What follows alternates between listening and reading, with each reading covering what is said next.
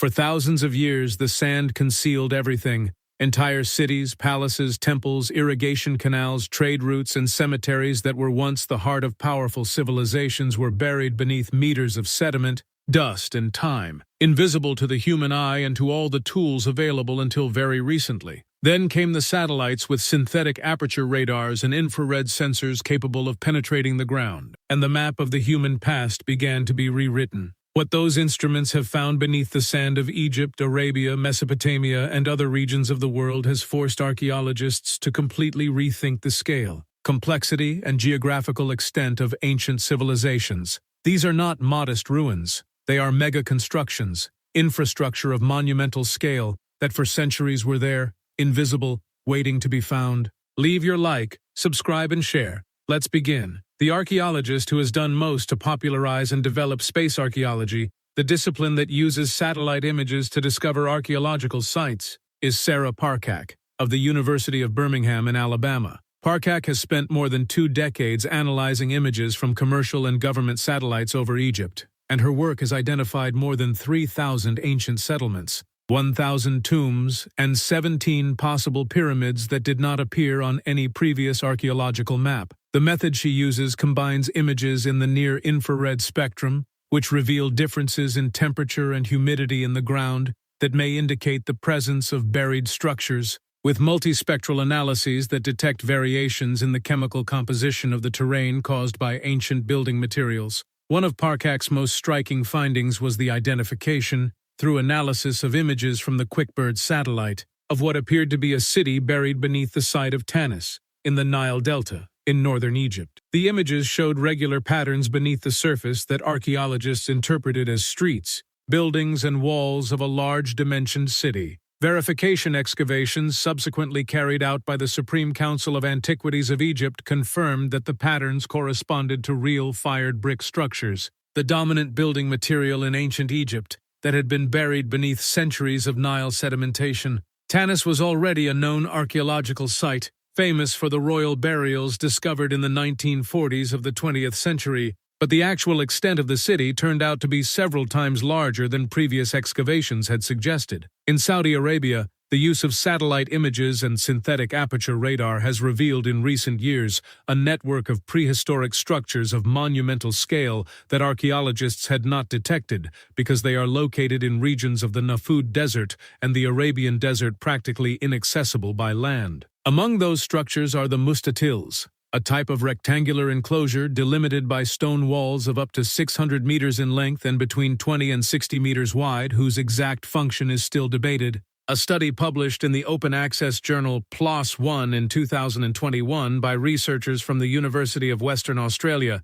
identified more than 1,000 mustatils in northwestern Saudi Arabia using Google Earth satellite images and high-resolution satellites. Radiocarbon datings of organic materials found in some of the enclosures indicate that they were built between 7,000 and 5,000 years ago, making them some of the oldest monumental structures in the world. Further north in the region of the Fertile Crescent spanning parts of present-day Iraq, Syria, Turkey, and Jordan, satellites have revealed the true extent of the irrigation canal networks built by the Mesopotamian civilizations. A project from Harvard University and the Peabody Museum of Archaeology and Ethnology, using images from the Corona satellite, a CIA photographic reconnaissance program declassified in 1995, combined with modern Landsat and Sentinel images, has mapped thousands of kilometers of irrigation canals on the Mesopotamian plain dating from between the 4th and 1st millennia before Christ. The density and organization of that hydraulic network reveal a hydraulic engineering of a sophistication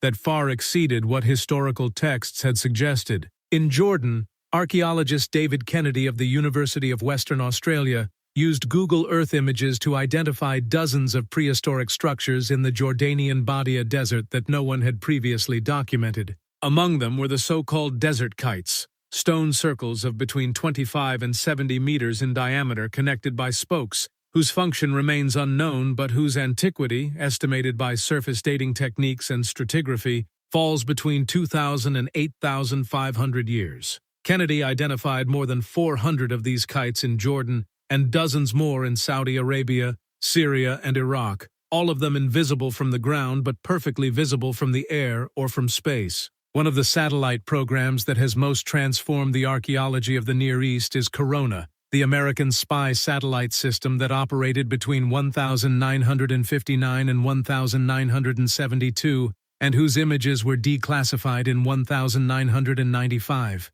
The photographs of Corona, although taken for military intelligence purposes, have a resolution of approximately 2 meters and cover regions that since then have been intensively developed or devastated by conflict. Archaeologists who have compared the Corona images with the current state of the terrain have been able to identify sites that existed in the 1960s but have since been destroyed by agricultural expansion, infrastructure construction, or looting. In Iraq, a study published in the journal Antiquity in 2019 compared Corona images with current images and determined that more than 90% of the archaeological sites visible in the images from the 1960s in the region of ancient Babylon had been altered or destroyed. The most relevant space radar mission for archaeology has been the Shuttle Radar Topography Mission, or SRTM, carried out in February of the year 2000 over 11 days aboard the Space Shuttle Endeavour. The mission used 2 synthetic aperture radar antennas separated by a 60-meter mast to generate the most detailed digital topographic model of the Earth's surface ever produced until then.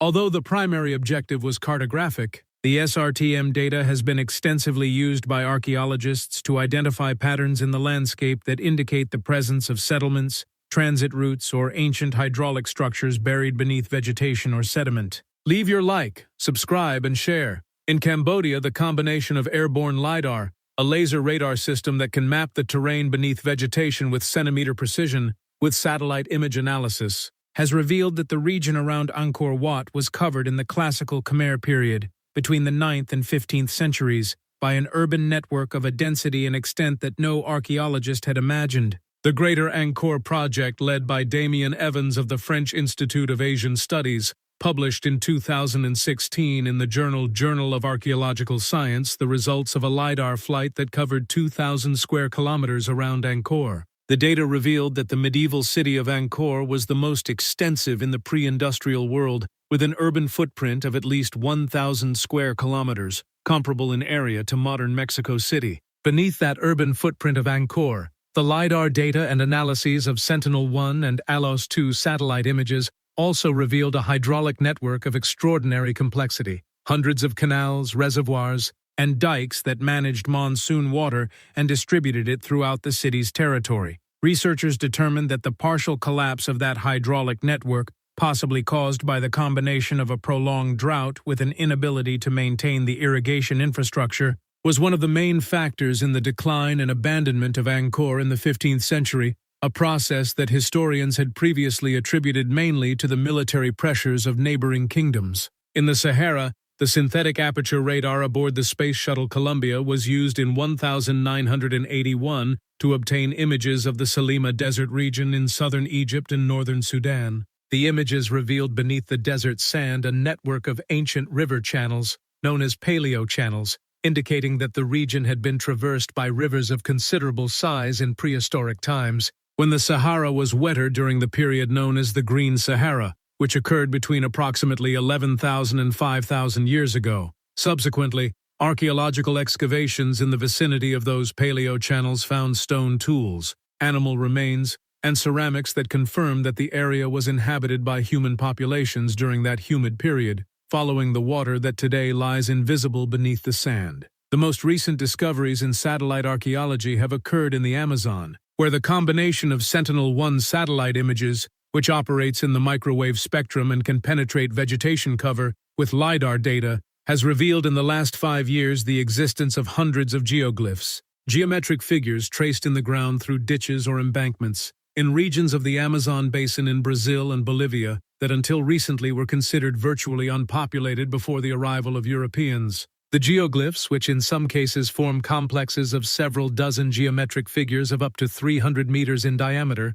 were built by populations that lived in the Amazon between 2,500 and 500 years ago, and their scale and organization imply the type of complex and hierarchical society that archaeologists for decades believed impossible in the tropical rainforest environment. What all these findings have in common is that they were invisible for centuries or millennia, not because they did not exist, but because the tools needed to see them did not exist. Sand, vegetation, time, and oblivion are imperfect archivists. They preserve things but conceal them. Satellites and their instruments are the first to be able to look beyond that concealment on a global and systematic scale. This new technological capacity is revolutionizing archaeology. Now, with technologies such as ground-penetrating radar and LiDAR, light detection and ranging, mounted on satellites, we can probe the surface layers of the Earth with unprecedented precision. These methods reveal patterns, structures, and geometric anomalies that the human eye or traditional ground surveying simply overlooks.